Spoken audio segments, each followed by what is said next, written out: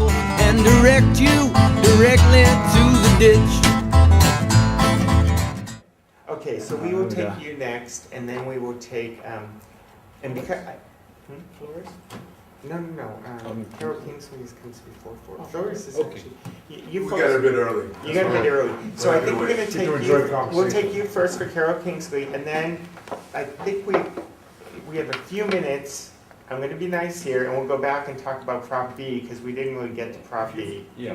And then we'll go down to, no, because we have a little bit of cushion here, so, but let's just start right now and get moving so that we can do that. Sure. My name is Roscoe Max, and I represent No Honey, and that is correct. We are primarily funded by the American Beverage Association, but No Honey has been endorsed by four members of the Board of Supervisors, including Jane Kim. No Honey has been supported by the Harvey Milk Club, which is probably one of the most progressive clubs, and a number of other clubs, Teamsters, Labor, and another of the other groups as well. So it's not just the American Beverage Association who's against this. It's also 1,000 business owners in the city who are against this, and many others. I'm against it because I come from a single-parent home, and I know what it's like to grow up with some food insecurity. I remember when my mom had some job insecurity and a lot of other things, and any one thing could have tipped us over. The first distribution is a very important piece. And the other side does say that it doesn't go directly on the product, but there's no mandate to put it directly on the product. This is not a slight temporary market change, as the other side will suggest. This is a permanent tax. And with mom and pop shops, permanent taxes are dealt with differently in the business community than a temporary market change.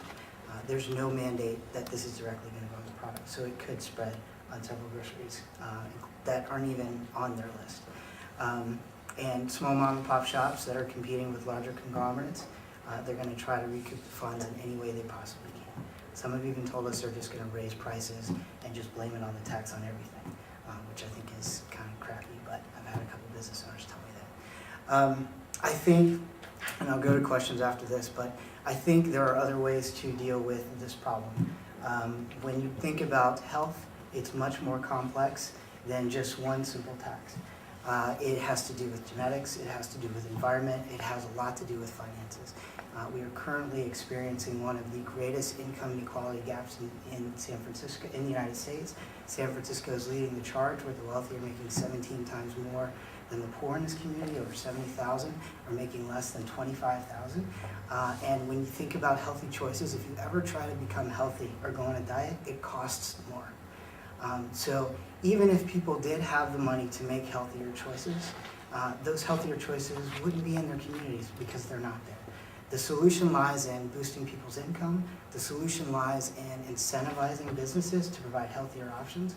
The solution lies in finding a way to get people regular doctor's visits so that they can make that connection more often, and a lot of other things. So I think this is a Band-Aid solution that's going to cause a lot of unintended consequences, not just to our low-income and fixed-income families, but also to small businesses.